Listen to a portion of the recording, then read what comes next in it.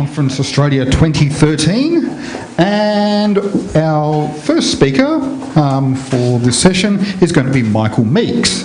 Michael Meeks says, Michael Meeks is a Christian and enthusiastic believer in free software. Which one are you more enthusiastic about or a believer in? He very much enjoys working for SUSE, where as a Linux desktop architect he tries to understand and nudge the direction of our Linux investment. He has appreciated working on various pieces of infrastructure and applications over the years, from GNOME Office through component technologies to evolution, accessibility, MIGO, and most laterally LibreOffice, which we'll be talking about today. The title of the presentation, 2 years of LibreOffice.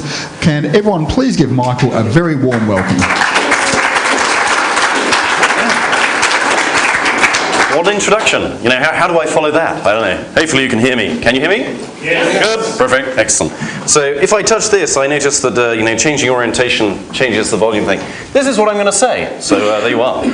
That helps the people on the web find what they're doing. Well, there you go. So one of the things that we've been doing is a lot of work. And one of the things we're most interested in is changing the philosophy of LibreOffice or the code base to say that changes are welcome. We love people to change the code. You know, send us your patches, and we will work hard to integrate them, which I think is something new. And that's shown some really impressive results. So this is number of active contributors a month. So we try and track how many people are contributing. And I guess this is Oracle. Sadly, left the project. But this blue stuff here are new people contributing to the project that we'd never seen before. So when we launched, suddenly, bang, loads of people came. So there was something about LibreOffice that makes it just that much more compelling than what was OpenOffice. And people are interested in contributing, and they get their code in. Actually, this is code that's actually committed and in the product. So that's kind of cool. And we're pleased about that. Obviously, it's always good to grow the graph. Another thing we're pleased about is just the sheer diversity of people there. So, from the government of Munich to, of course, Red Hat and SUSE, great big contributors, Intel, bits from IBM, the Apache project, and so on. So lots and lots of different guys contributing. Oh. And that's resulted in, lots of new features, lots of functionality. And one of the things we measure is the number of unique IP addresses each week that we get. These are new ones we've never seen. Of course, there's some degree of DSL rollover. There's lots of people who are using NAT. The whole of China is only one IP address. So that's kind of a shame. So we just like to add about 1 billion to our numbers. But and of course, this doesn't cope with Linux downloads, which. So our new IPs address each week in excess of Fedora plus SUSE, with a good margin on top of that. We don't know what the Ubuntu is, but we expect that there are a lot of downloads of that as well. So in terms of the number of people getting LibreOffice, there's really a large number, and these are going up. As you see, the vast majority of those are Windows, a great chunk of Mac, and then some Linux, which we think represents the market. But this, again, doesn't measure the Linux distributions. It's the phone home feature that we use to collect that data. So that's encouraging. Clearly we have a huge branding cliff to climb to tell people about our cool new project and free software and so on. One of the ways we do that is we try and get stuff out quickly. So this is kind of a boilerplate slide. The punchline is that when you get your Linux distro, you should get something really good in it. So the 0.2 release is what is typically synchronized with the 6th monthly cycle. So one of the things we're trying to do is to get, one of the things GNOME was trying to do was to get other people to line up with its release cycle, and with some success. Seemingly, I guess Ubuntu, Fedora, LibreOffice, and I think the kernel has a 3-monthly schedule. So again, the kernel is kind of lined up with this. So hopefully, the whole world will move to a place, where. Because it's really soul destroying, isn't it? Having the latest and greatest thing that you release a week after, the distro ship it, because then it's another 6 months till anyone's actually using it in anger. So I'm going quickly. We'll see. LibreOffice 4. So this is just some of the new features, just to give you a bit of a taste for the different kinds of things we've been doing. So one of the things that people keep banging on at us about is interoperability, sending your slides to other people, sending your documents, and getting what you expect out the other end. If you're doing a big deployment, incidentally, if anyone's crept in here that isn't a hacker, actually let's do a quick poll. Who is a hacker? I'm a hacker. That's cool. And who is a sort of sysadmin deployer type user of, awesome, okay, you guys are cool. I'll give you a brief tip. So lots of people, when they start to think about deploying LibreOffice in big enterprises, they make one elementary mistake, which is to think that it costs money. So when you are, now of course service costs money, but when you're deploying Microsoft Office in a heterogeneous environment, you have Microsoft Office and LibreOffice, and so the thought is, well, leave loads of people on Microsoft Office, move segments to LibreOffice, and then they can just interoperate by the interoperability support, right? Seems like a good plan. Unfortunately, this is actually a terrible plan.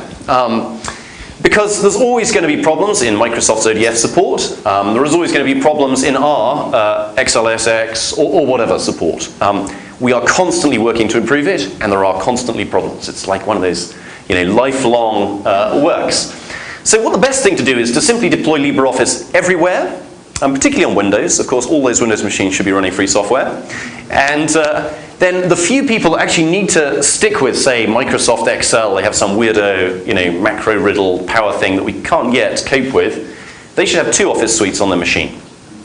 So the key is to remember that you can install LibreOffice next to Microsoft Office on Windows, and it still works. And then, of course, you use the interoperability filters one way. You load your documents, you convert them to ODF, you exchange across your enterprise in ODF, and suddenly you're substantially freed from all of that vendor lock-in, and you don't have any interop problems.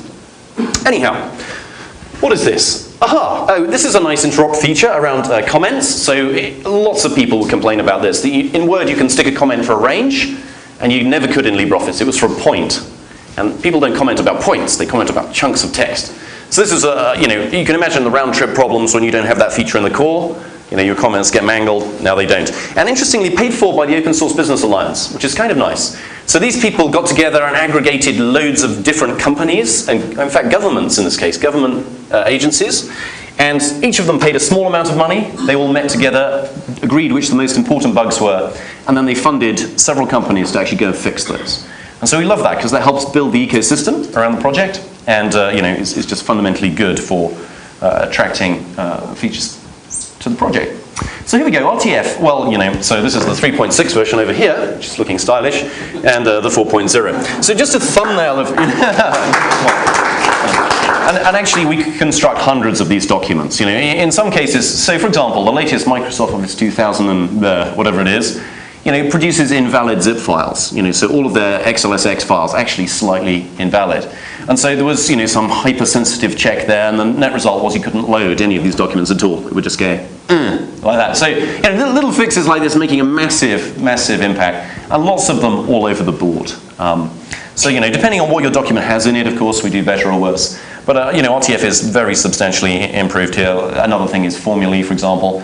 I particularly love the bug with RTF whereby the first formula in the document would simply truncate the rest of the document after that, So if you don't want to, it got difficult, which probably matches a whole load of people's reading habits as well, So like, kind of good.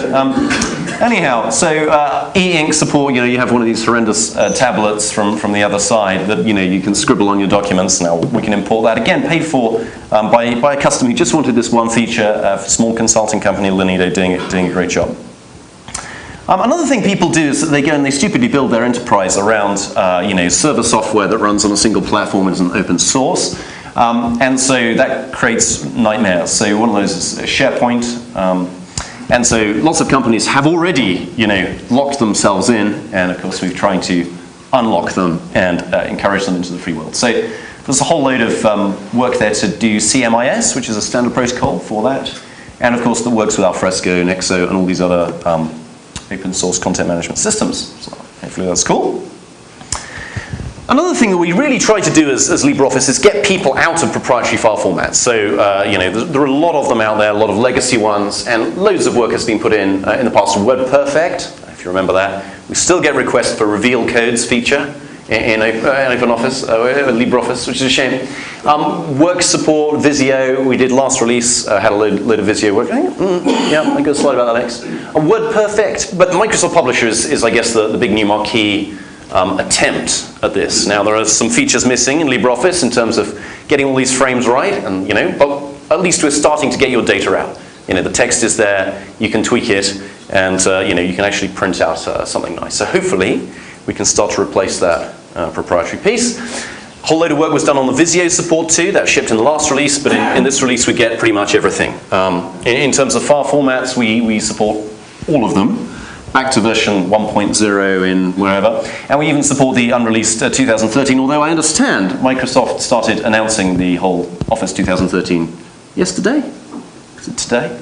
So yeah, so we're pretty pleased about that. That's kind of good. Yeah, and you can get stencils. Thank you. I mean, really, it's nothing to do with me. Friedrich and Valek Filipov, who's a fantastic Russian volunteer living in Canada, who sits down and reverse engineers these things. He's got a brilliant tool that allows you to introspect the structure, and yeah, just some great work there. And those libraries are all reusable. So if you want to, write a small C program to dump all the text out of something for an index or whatever, there's small standalone libraries that do that, and they've done just a great job.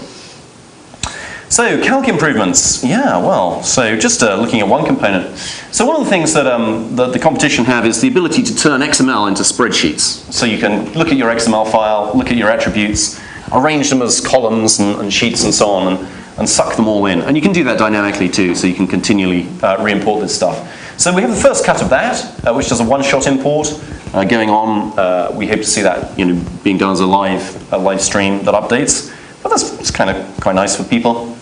In terms of prettiness, people like all of these, show me the bad person in the class type, stuff. Who didn't make their grades? Who should get the, whatever. So we got a whole load of that, again done entirely by excellent volunteer Marcus Mohan, which is cool. Unfortunately, Attachmate, which is a privately held company, acquired SUSE, so I have no options anymore. But if you do, there are a whole load now of new formulae that can prove how amazingly rich or otherwise you'll be, in the future, which is quite fun. So there are a load of other fun, sort of hard to categorize. One is the one that I'm demonstrating now with the beautiful, phone remote control, which is kind of fun via Bluetooth. So instead of using the presenter view, which is working ever better, presenter console. The problem with the presenter console, of course, is when you come to do a demo, you can't see your demo on both screens. You have to switch clone. But if you've got it on your phone, then you can clone your monitors, and life is easier for speakers, hopefully. And you can also wander around, which helps keep people awake. When the audience is starting to nod, you can do this. Anyhow, this is a Google Summer Code project by Andre Hunt, and it's kind of cool. Kind of cool. You can even use speaker notes actively usefully. One of the things I'd love one of these GPU geniuses, like, where's Keith gone? Ah, hiding at the back. So one thing I'd really like is a laser pointer. There's an accelerometer in this thing. We should be able to get a laser pointer. But you'd need the moire effect, the sort of aperture. So I was just wondering, maybe we could... Anyhow, just a bit of protocol support. So that's shipping in 4.0. Another fun thing, which seems entirely pointless, and well, might be, is that is logo integration. Logo being the latest language of choice. So it turns out you can write a logo interpreter in like 2 lines of Python. So we did that. And then you can draw pretty pictures with it. And actually, Laszlo, the reason he did this, and it's again a volunteer doing this, is that in Hungary there's some requirement that everyone should learn some kind of programming language. And that's a bit difficult on Windows, it's a bit of a pain. But if you have LibreOffice deployed everywhere, you don't really want to teach them Star Basic, honestly. And you don't want to teach them, some of these other things. But actually, Logo, where you can see this little turtle and move it around, and you can translate the commands. I know that's not to everyone's taste. But if you're Hungarian, having a Hungarian command for left, is more accessible to children. And yeah, so it looks pretty pretty. And he's built a nice sort of learn to program document that gets really some quite advanced drawings out of it. They look really, really attractive. So children can write, a few hundred lines, well, a few tens of lines, and get something really pretty. So that's cool. Of course, it's no good adding features if underneath it's all just totally disgusting, and there is quite a lot of yuck underneath. So one of the problems was always building LibreOffice. Well-meaning people would continually check things in that would then break other things. And this continues to this day. However, if you do that, you start getting spammed with emails that contain an entire build log. So pretty soon, your incoming thing is throttled, and all you can do is push the fix, So, so that's good. Hopefully this helps. DOS the developer? Do we what? DOS the developer. Yeah, basically, yeah, completely. Yeah, destroy their incoming mail system. So, so that's good. And we build now for loads and loads of platforms, Android, ARM, Android x86. We had Android MIPS for a while, which just shows you how dedicated we are. All of those Linux distributions. Windows, of course, is a major problem because fewer people actually use it, and it takes a long time to build. So again, Bytemark have donated some huge machines with massive CPUs, SSDs, coming out of every muscle and so on, and they can actually build in a couple of hours, which is quite good. So the buildability is much improved. If you check it out, it should build.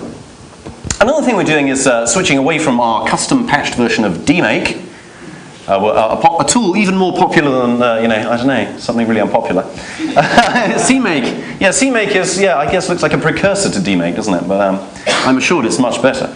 Anyhow, so we're switching to GNU-make, which is great, except it turns out GNU-make is not as maintained as you might hope.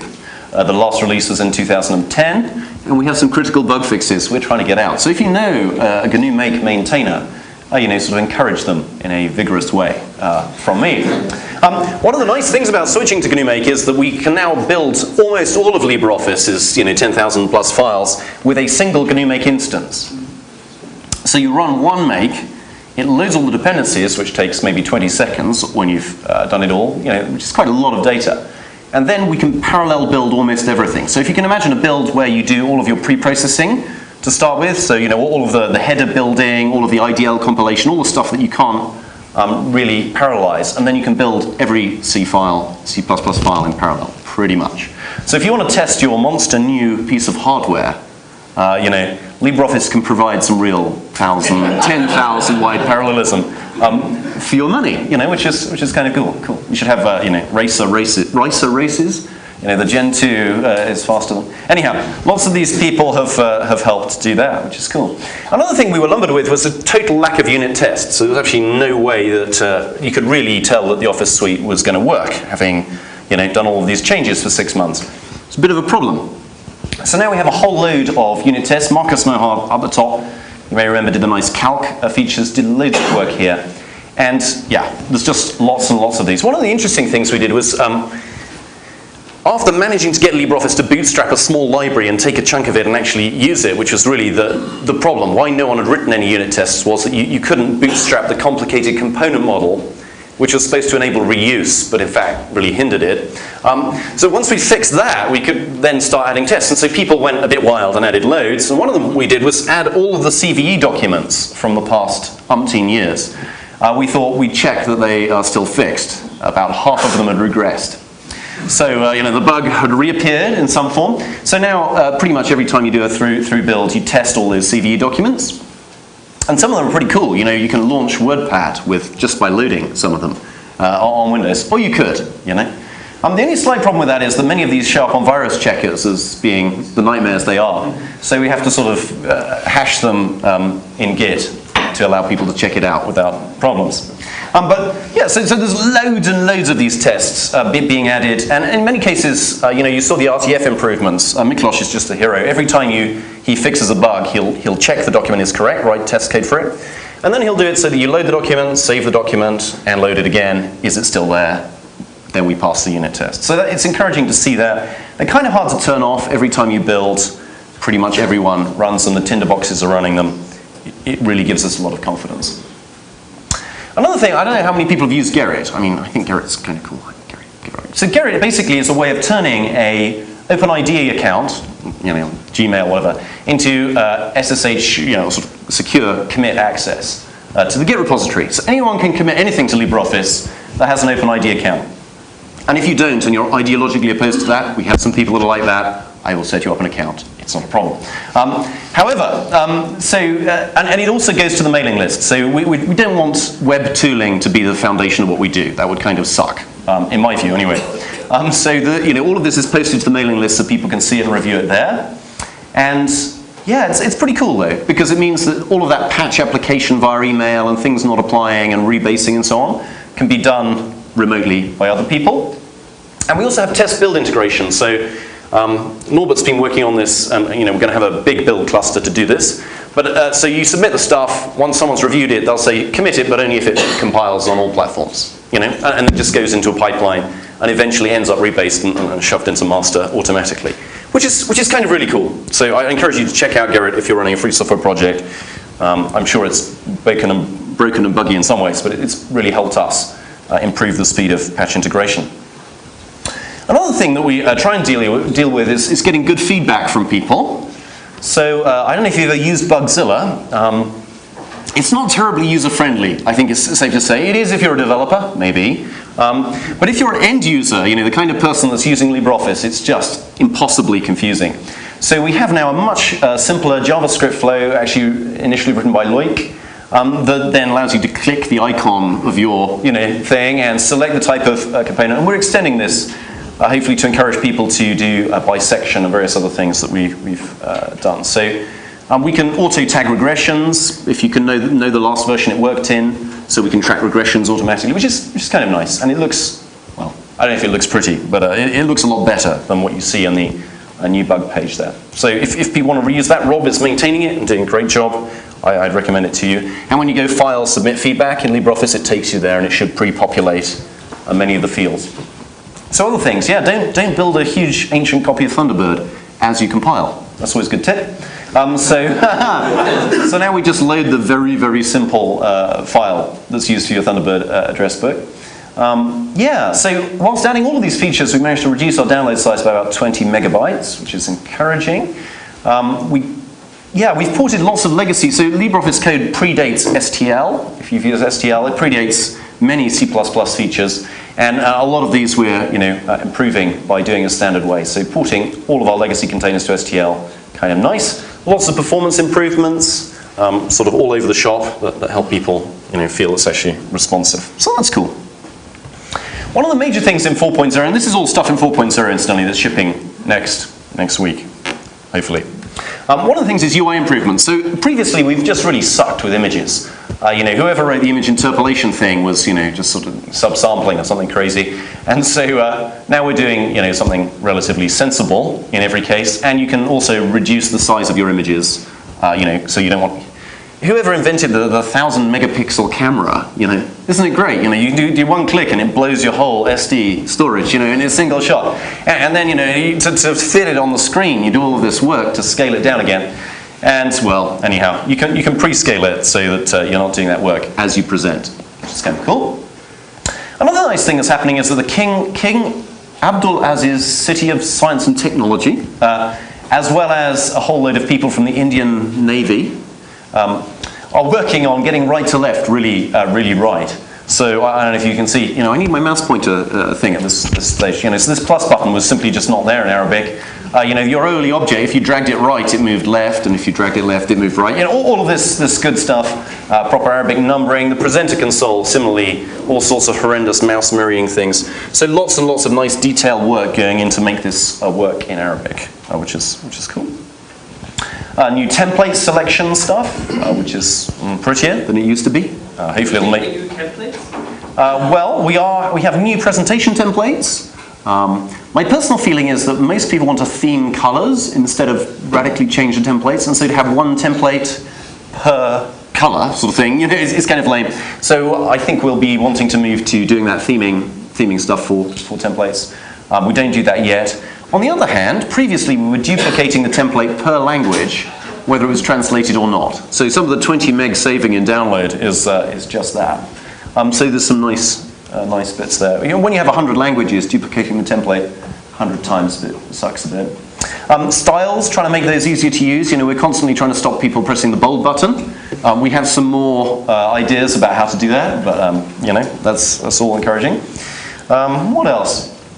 Oh yeah, so widget layout was, if you used Java back in '95, it was there. I'm sure Smalltalk did everything. It did everything, right? So, I'm always amazed at the number of older computer scientists that come and tell me it was all been done, actually before computers were invented. But either way, there was a deliberate decision by the VCL toolkit people to not do layout. They knew it was there. They knew it was good. But there's this immortal quote that human layout is always going to be better than computer layout. And maybe that's true, but people don't go around and redraw each dialogue for 107 languages, it turns out. So we were always getting, characters chopped off, incredibly verbose dialogues that have all of this white space in. which you become sort of acclimatized to actually after a while, strangely. But you know, the ever-expanding dialogue for the ever longer translation is just not such a good thing. So Quaylon at Red Hat's just done a fantastic job here. And we use the Glade file format now for editing these things. We still use VCL widgets. So inside it, there's actually no GTK widgets being used, except, I guess, the top-level windows are just for platform integration. But this is a long process. So far, we've got about 100 of these dialogues done. It's kind of easy, redrawing dialogues. If you want to get involved, it's a great place to start. I really encourage you. There's a lot more to do. So what else? Well, toolbars and menus and things, we're now integrating with, I guess, Unity, so pushing all of the menu and toolbar state up to the bar and to the funky, I forget, there's an awesome something or other that you can do something with. But anyway, all good stuff. And again, funded by Canonical, lots of good people doing things there. If instead you don't do that, you can have personas. I don't know if you've seen this Firefox thing where you customize your UI to add a funny picture of a bird in the top right. But it turns out that actually you wouldn't believe a company wanted us to do this for them, so we did it for them. Okay, so those are all things that are in 4.0. How am I doing for time? How are we coping? Yeah? 20 minutes? 13. Okay, I'll speed up. So here are some funky things that we're doing. The first thing is Android. So how can we ship on the platforms of the future? This is the trend for Windows, Google trend. This is the trend for Android. You look at the trend for iPad, it's even worse on iPhone. So we've been at least looking into, in our spare cycles, doing something here. Here's a terrible first hack. Here's a slightly better version. I might even have something up here I can show you, if you're lucky. Might even look a bit like that. So here it is. Here's the Android emulator in all its glory. And you can load your documents and flip your pages. Obviously, multi-touch on my laptop is not really quite what it could be. You can load your Visio files and render them, and hopefully it all just works and so on. So the Android version is coming along. It's a bit big at the moment. So yeah, well, there's a 50 megabyte size limit on APKs in the Google Play Store. So at the moment you have to download and install that yourself, but all the code's there in Git, and there's some very interesting problems on Android around native code. So yeah, if you want to do something fun, some real heavy lifting, there's some good things there. Let me see if I can make interactive collaboration work. I have some interesting problems around this, and I think, but let's see, it might actually work. So I'm not going to do a whole set up a telepathy session. It really uses telepathy. And in fact, I think I might have some slides explain what's going on. Yeah, let me do that before I do the demo. So here's actually an accurate drawing architecturally of the LibreOffice core. And if Jan Schmidt's talk on RepRaps had been still there, you could have seen some of the original code that I refactored in the control programs. There was indeed a class called Model View Controller, So he'd read the book, right? But not really, read the title anyway. One class. And indeed it did everything. So LibreOffice is not entirely like that. There are many different attempts to separate concerns, but they don't really work. So how then can we turn that quickly into something that does collaboration? So my thesis, and I've been trying to persuade people of this, is that ordering is king. It doesn't actually matter what you do to the document, because humans are quite clever, as long as you always do the same thing to everybody's document. And if you do this, then you can avoid all sorts of very clever composable operation things that do magic, but still run into the problem that when two people edit the same word, what do you do? There's still a conflict. So let the user deal with the conflicts and just do everything very simply in the same order. So what does that look like? Well, I guess it looks like that. So essentially when you type, nothing is applied to your spreadsheet. Actually, you completely sever the connection between your controller and your model. And you send those messages out to an instant messaging bus. And it turns out that if you use a Jabber chat room, one of the nice properties of that, which you would hope would be true, is that the messages go to everyone in the same order. So the conversation looks kind of sane to everyone.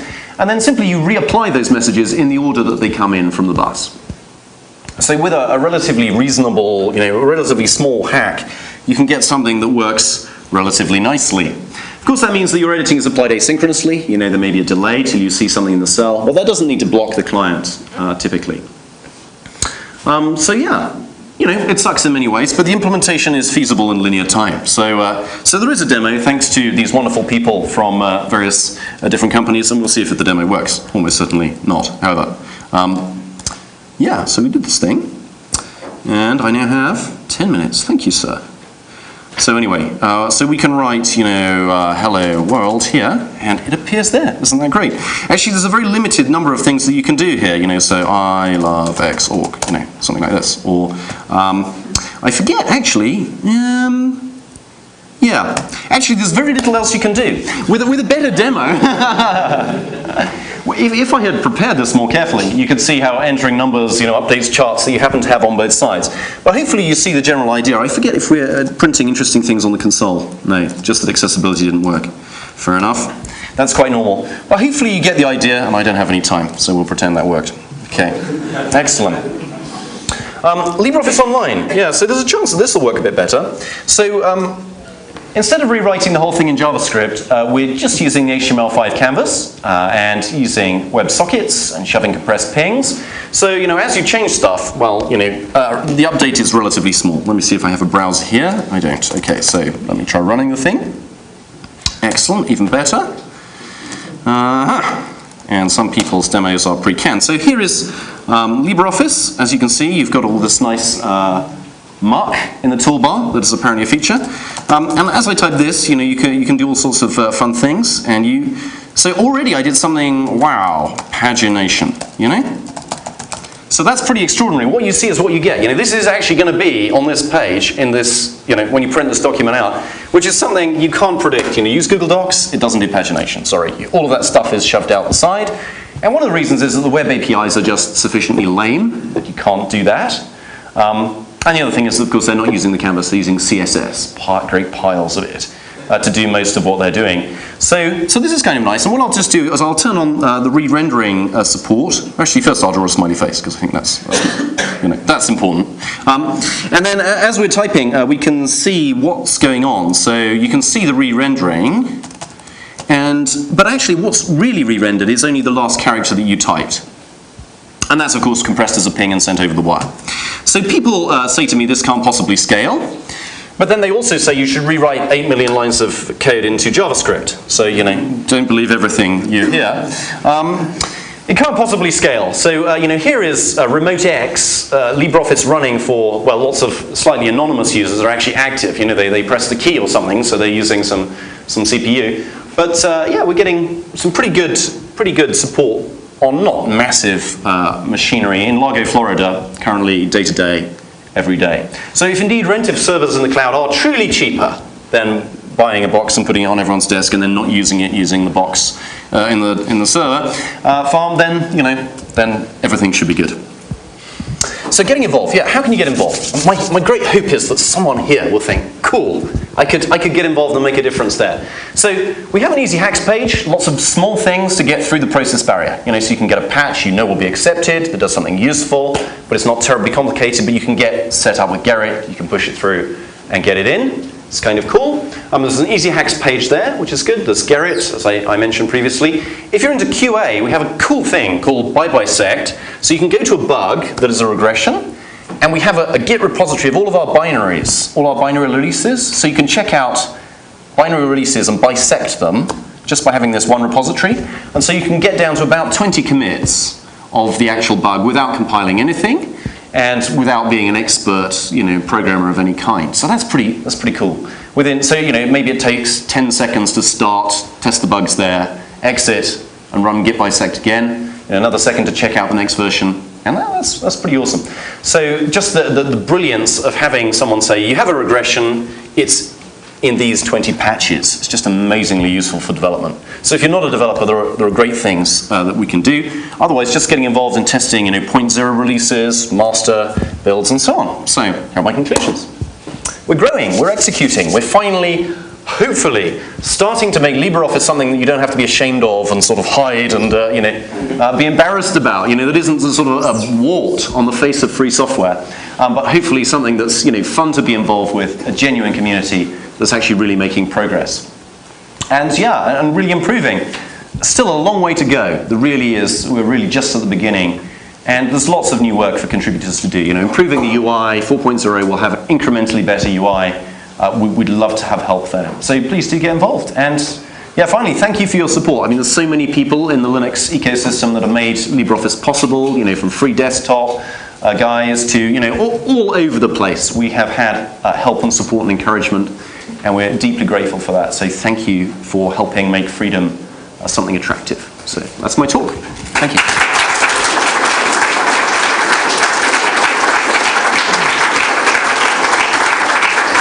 Thank you very much, Michael. We have some time for some questions. I see a raised hand, so I'll just pass this over here. The web version that you're showing, Sure. is that using the Broadway backend of GTK? That is using the Broadway backend of GTK, yeah. Okay, is that 3 or 2 or? So that's GTK 3. So we do have a GTK 3 backend. Yep. It's not as polished as you might imagine. So embedding a video in there is going to cause some interesting problems. So typically we ship GTK 2, but we do have a GTK 3 backend. You have to enable it. Did you do anything special to get the updates to show? Oh yeah, that's inside our code. We just draw a beaver. I press 9 and it draws a red box. Yeah. Looking around, any hands? There's a hand. Very good. But it's a really good question because some of the drawing, when we get the microphone, some of the drawing you see is just doing massive damaging for no good reason. And so hacking these few things out made big differences. The UNO stuff going on inside, has Sure. that been refactored, or is that as fun as it always has been? So UNO was always promoted as the way to develop for OpenOffice. And I think it was just a profound mistake. UNO could do one thing well, and we're trying to move to making it as a scripting binding that works well. And I think it can do that. The problem is that it's being used to try and make a threading model something that doesn't really work, but it brings the sort of locking superstition in. So, it's going to be threaded, so why not add some locks, Create new locks, but with no lock hierarchy, start taking them, releasing them everywhere, particularly hold them whilst emitting events, that's important. Anyway, so there's just lots of disasters around that, and we're trying to remove those. And some of the UNO components we sort of decomponentized, some of the extensions we de-extensionized to make part of the core. And so, the tragedy is that UNO is actually more complicated than the things it wraps, typically. It's actually harder to use, unless you're using a Python or, BASIC. Just get stuck into the core. It's really easier. So, shoot. Hi, if I want to contribute funds to getting a bug fixed. Awesome. Sorry, this is not. Unfortunately, I can't contribute the legwork, but what's your recommended process for doing that? Yeah, sure. So there's lots of ways we can do that. There are a number of individuals around the project that would be interested in one-on-one contracting. If you have a small budget, so we have relatively cheap people in cheap locations. The Slovenian student who's graduated and wants something to do. We have bigger professional consulting organizations like Lanido, Collabora, or CodeThink, or these kind of people charge more, but potentially give you a quicker, better result. And then there's people like SUSE who are very hard to deal with, or Red Hat, Canonical, who traditionally have a product-focused thing and then do a bit of NRE on the side, and it's just hard dealing with big companies. So what I'd really like to encourage is for you to find people in this room who are interested in fixing stuff in Australia, and get someone in your time zone with the right skills. And there was someone here actually yesterday who hacks on FontForge and those things. So that's what yes, this man over here asking a question. So this guy's cool, give him some money and he'll fix your bug. That would be my, So really, part of my job in SUSE is going around and trying to give business to other people to build an ecosystem that is sustainable and will just grow and, and be exciting. And it's often easy to fix things that, oh shoot, is that? Sorry, I have one. Go for it.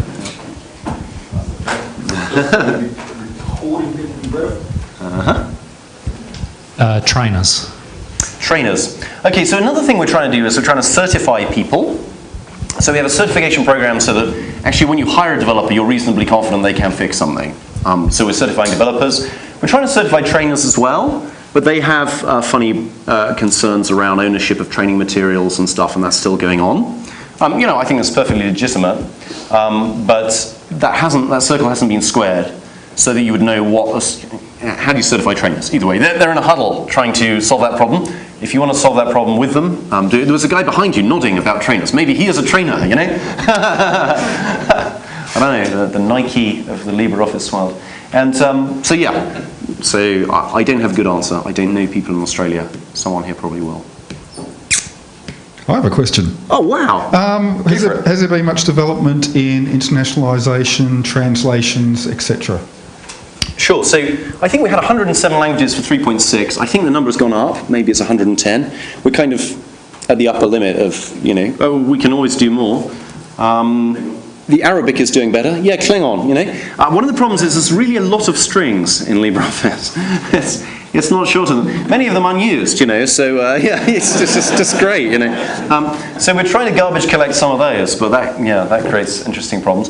So translations are improving. I think right to left support is probably a much bigger issue for a whole swathe of, Near Eastern languages. But it's something. We use a Pootle server, so almost anyone can go in, log in, and start helping out with that. It should be easy to get involved. Sorry, Orange.